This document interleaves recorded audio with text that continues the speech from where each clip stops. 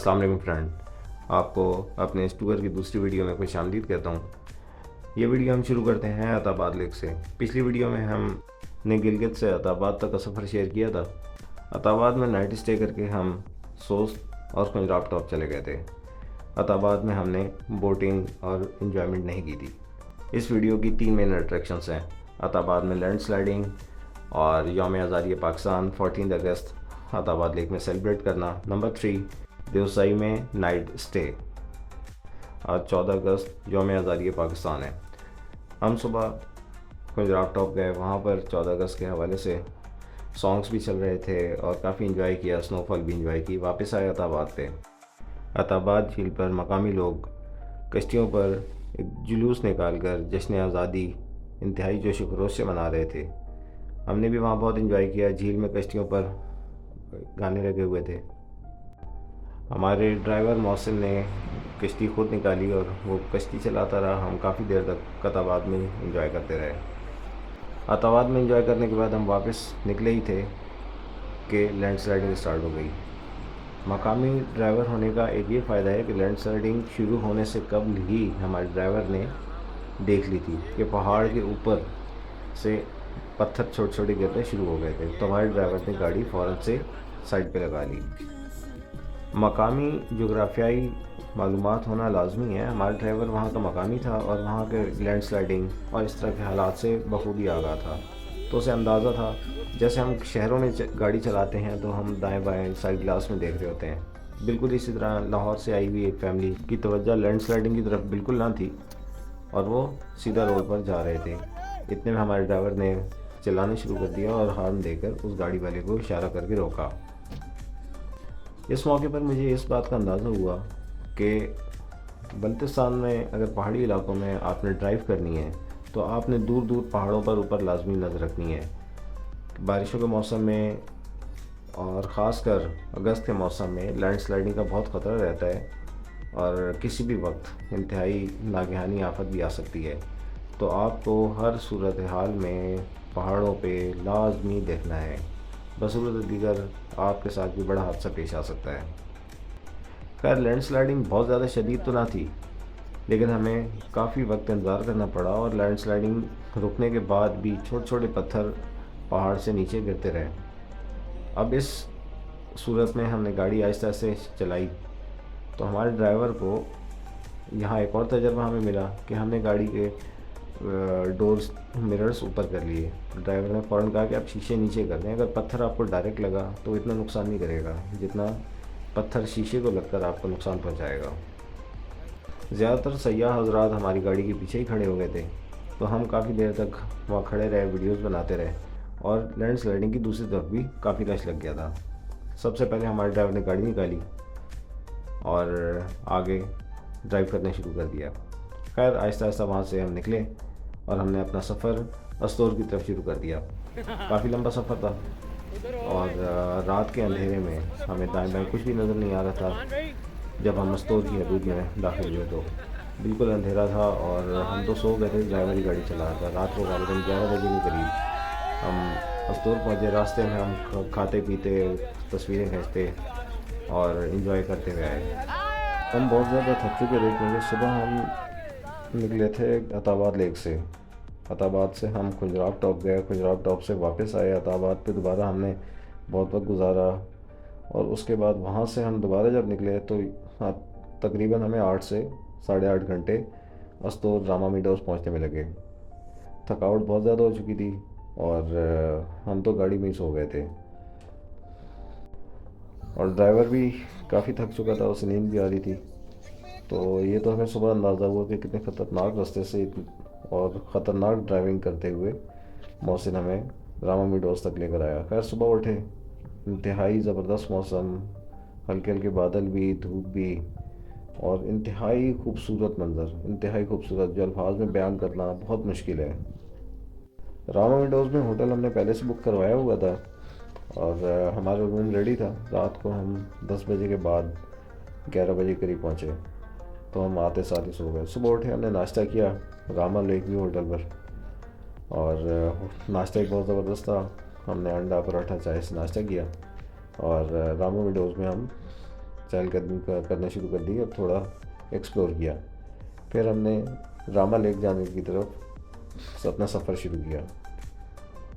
अगर मौसम क्लियर हो और बादल ना हो तो रामा लेक से नागा पर्वत बिल्कुल क्लियर नज़र आ रही होती है। नागा पर्वत के बिल्कुल बैक साइड पर है, मीन्स के आपके रामा मिडोज से आपके सामने नागा पर्वत है। नागा पर्वत के आगे की साइड पे, वेस्ट की साइड पे आपको कराकोरम हाईवे पड़ेगा। जब हम रामा लेक पर पहुँचे तो उस वक्त तक बहुत ज़्यादा बादल आ चुके थे और मौसम अबर आलूद हो चुका था। तो नागा पर्वत बहुत ज़्यादा विजिबल तो नहीं थी, लेकिन बहुत मुश्किल से अंदाज़ा हो रहा था कि नागा पर्वत इस सिंध में है। रामा लेक जाते हुए हमने अपने साथ एक बड़ा ट्रैवलिंग बैग उठा लिया और एक वाटर बॉटल उठा ली। अब वाटर बॉटल, बहुत से लोग हमें ये समझ रहे थे कि वाटर बॉटल शायद ऑक्सीजन है और ये ऑक्सीजन साथ लेके आए हैं। हमें जब प्यास लग रही थी तो हम उस वाटर बॉटल का पाइप निकाल के पानी पीते थे। तो रामा लेक का बड़ा अच्छा एक्सपीरियंस रहा। यहाँ पर भी यौम आज़ादी के हवाले से लोग काफ़ी पुरजोश थे, पाकिस्तान के झंडे लेकर आए हुए थे, साउंड सिस्टम भी लोगों ने लगाए हुए थे। तो रामा लेक हमने एक्सप्लोर की। बहुत छोटी सी लेक है लेकिन बहुत खूबसूरत है, एक जन्नत नज़ीर मकाम है। बुनियादी तौर पर रामा लेक एक ऐसी जगह वाक़ है कि चारों तरफ फलकबोस पहाड़ हैं और दरमियान में एक छोटी सी झील है जो कि एक हिलाल की शक्ल की झील कहलाएगी, हिलाल की शक्ल इख्तियार करती है। तकरीबन दिन 12 साढ़े 12 हम रामा झील से वापस निकले और अपनी होटल पर आए, रामा लेक व्यू होटल पर। हम जीप करवा के रामा लेक गए थे, तो वापस जीप करवा के हम अपने होटल पहुंचे और यहाँ से हमने देवसाई की तरफ अपने रफ्ते सफ़र शुरू किया। रामा लेक आते हुए हमें इतना अंदाज़ा नहीं था कि कितनी खूबसूरत जगह है, रास्ता कितना खूबसूरत है और गोरीकोट कितनी खूबसूरत जगह है, अस्तूर कितना खूबसूरत है, कितना सरसब और हरियाली वाला इलाका है। जब हम वापस निकले तो हम शशदरा रह गए। रामा से वापसी में जब हम गोरीकोट के पास पहुँचे, जहाँ पे सड़क बल खाती हुई पहाड़ों के दरमियान में देवसाई की तरफ जा रही होती है, तो इंतहाई खूबसूरत मनाज़र थे। कुछ देर वहाँ पे हमने क़याम किया और चाय पी, तो कुछ तस्वीर भी खींची। तो यहाँ क़याम करने के बाद हमने सफ़र दोबारा से देवसाई की तरफ शुरू किया। नमाज ज़ोहर हमने थोड़ी ताख़ीर से मकियाल में पढ़ी और हमने अपना सफ़र जारी रखा। और इंतहाई खूबसूरत मनाज़िर थे और ऐसा महसूस हो रहा था जैसे ये पहाड़ और आसमान आपस में मिल रहे हों। तो गोरीकोट में हमने काफ़ी सारी तस्वीर भी ली और गोरीकोट में ही हमने चाय वगैरह पी, रिफ़्रेशमेंट भी की। खाना तो हमने सुबह नाश्ता बहुत अच्छा किया हुआ था, तो और इस टूर में हम वैसे भी कि सुबह का नाश्ता और रात के खाने पे इत्तेफाक कर रहे थे। मकियाल से निकलने के बाद हमने अगला क़याम चश्मा होटल पर किया। अब चश्मा होटल से आगे देवसाई का एरिया शुरू हो रहा था। हमारा ड्राइवर सर्दी के मामले में बहुत डरपोक था, तो उसका मौक़िफ़ था कि देवसाई का मौसम किसी भी वक्त ख़राब हो सकता है और बारिश हो गई, ठंड पड़ गई तो हम मुश्किल हो जाएगी। मेरा मौक़िफ़ था कि भाई हम नाइट स्टे देवसाई में ही करेंगे। तो ड्राइवर ने दोबारा से, मोहसिन ने असद को अपनी बातों में उतार लिया, शीशे में उतार के, और इस बात पे आमादा कर लिया कि रात हम चश्मा होटल पर क़याम करें। चश्मा होटल एक इंतहाई पुराने दौर की याद दिलाता है। छोटा सा होटल है, लकड़ी का कमरा। मगरिब के बाद हमने खाना खाया, कढ़ाई खा के हम स्टार गेजिंग नाइट एंजॉय करने लग गए। तो कुछ देर बाद फैसल ने कहा कि यार बोन फायर करते हैं। तो बोन फायर के लिए हमें लकड़ी चाहिए थी और मोहसिन उस वक्त तक सो चुका था। मैंने जाके मोहसिन को उठाया कि यार हमें लकड़ियाँ चाहिए बोन फायर के लिए और होटल वाला लकड़ियाँ नहीं दे रहा। तो मोहसिन नींद में था, फ़ौरन उठा, गाड़ी स्टार्ट की, मुझे साथ लिया और करीब ही एक बहते पानी या बरसाती नाला कह सकते हैं उस पर चले गए। बारिशों में जब ज़्यादा बारिश होती हैं तो पहाड़ों के दामन में पानी बहना शुरू होता है, तो झुके हुए दरख्त की लकड़ियाँ टूट जाती हैं जो कमज़ोर लकड़ियाँ होती हैं, तो पानी के साथ बहते हुए जहाँ कहीं पत्थरों में अटक गई रुक जाती हैं। तो वहाँ से हमने गाड़ी की पूरी डिग्गी भरी लकड़ियों की, और मोहसिन ने को ख़ास किस्म की जड़ी बूटी उठा ली। और वो जड़ी बूटी बहुत कोई अलग सी थी। उसको जूं आग लगाई वो ऐसे भड़की जैसे पेट्रोल डाला हुआ हमने। इससे पहले होटल वाला हमें लकड़ियाँ देने के लिए आमादा नहीं था बोन फायर के लिए, और जो ही हम लकड़ियाँ लेकर आए, आग लगाई, तो कुछ ही देर में कुछ मकामी लोग आ गए और उन्होंने कहा कि आग लगाना जुर्म है और आपके ख़िलाफ़ कानूनी कार्रवाई होगी।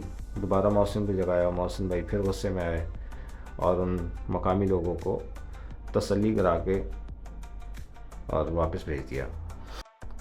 मोहसिन के सगे मामू बल्दिस्तान पुलिस में बड़ी पोस्ट पर ऑन ड्यूटी सर्विस कर रहे थे, जिस वजह से मोहसिन के इस मामले में हमें बहुत ताउन रहा। हर जगह पर कोई ना कोई ताल्लुकात या रेफरेंस मोहसिन अपने लगा लेता था।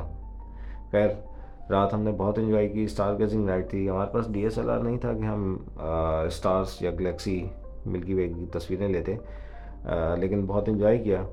और रात को हम क़याम करके नेक्स्ट डे फजर के बाद देवसाई के लिए निकले।